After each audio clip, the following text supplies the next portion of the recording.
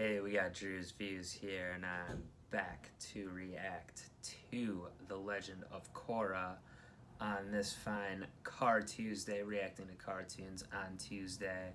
Today I'm on Book 2, Episode 4, which I believe is Civil Wars Part 2. So, last time on Part 1, Korra so far has averted the civil war between the North and South tribe, but looks like it could really heat up this time with her uncle Unalaq, or just uncle as she calls him, putting her parents in custody apparently, even though they weren't seemingly part of the attempted overthrow of the chief Unalaq last time, which Korra thought her dad was involved in, realized was a different guy.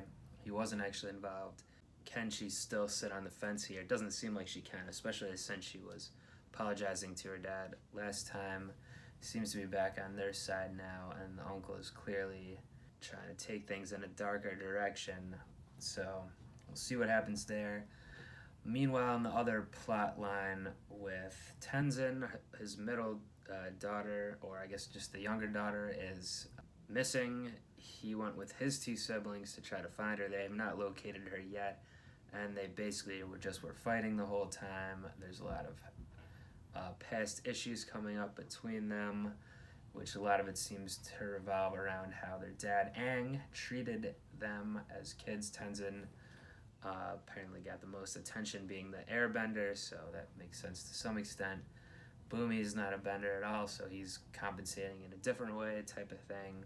So yeah, we'll see what happens with that plot line. I'd like to see some more sibling dynamics and the tribe dynamics here, and we'll see what if Korra's friends have much of anything to do in this one. And yeah, we'll see what we've got here with part 2 of the Civil Wars.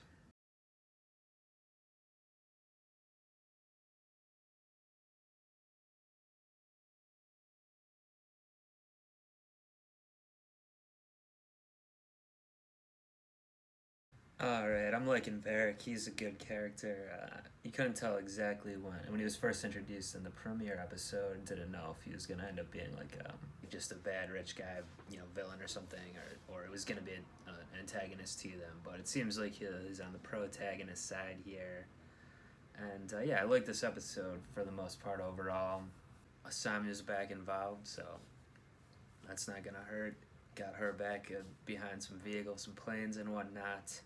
Don't love the Bolin stuff still, but it wasn't as in the spotlight this episode. Although with the end there, I guess Eska's still gonna be involved. I mean, I like Aubrey Plaza and stuff too. I'm normally down for her, but it doesn't seem so relevant, with whatever's going on. But the main storyline, yeah. So Korra did in fact side with her parents, of course, especially after she found out what Unalaq has done the whole time, apparently, since even machinations before she was even born, of course, and all that. So I'm still like the issues I had after the first episode with how the story seems to be progressing. I still have them, I guess. I mean, like that the fact that it is just another brother versus brother thing isn't really the most original thing for the season here. But I mean, we'll see where it takes. It's only 4 episodes in. I do think it would be interesting if Tonraq and those guys somehow went north and took over there, and like I was kind of saying at the end there, tried to pull a switcheroo on them. But I don't know. Maybe they're just gonna go back and fight out this civil war in the South where everyone is. And I guess Korra is supposed to be going to get the president of whatever on their side. I mean, Unalaq was maybe putting too much stock in the fact of that the Avatar remains neutral and whatever. If you really would, or maybe he was just trying to use Korra as long as he could, and then, like he said, he doesn't need her for the other thing. I guess he was lying about that, opening the other portal or whatever. So maybe he got what he wanted out of her, but she's still obviously going to be a thorn in his side, whatever he wants to do. And it was pretty easy how she went after the judge and got that out of him, that he was just a plant and whatever.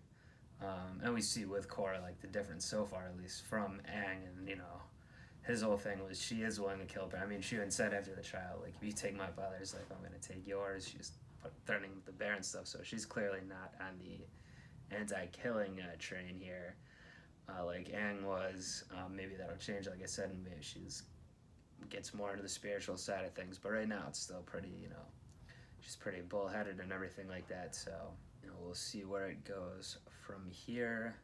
But yeah, a little more action this episode, which I liked. The story had a little more propulsion here, and they wrapped up the Tenzin thing a little bit.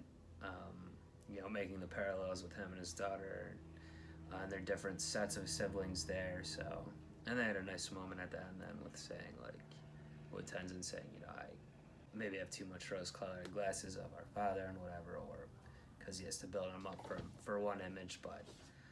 And it is still interesting. I mentioned this the last episode, but it is interesting thinking about Aang this way based on how he knew him from the last series. So yeah, I'm assuming Korra is going to get Tenzin back on board. One of these episodes coming up soon, maybe even next time. We'll see. I'll be back next time for episode 5 of Korra Book 2 here with the next Car Tuesday, so do join me back for that one.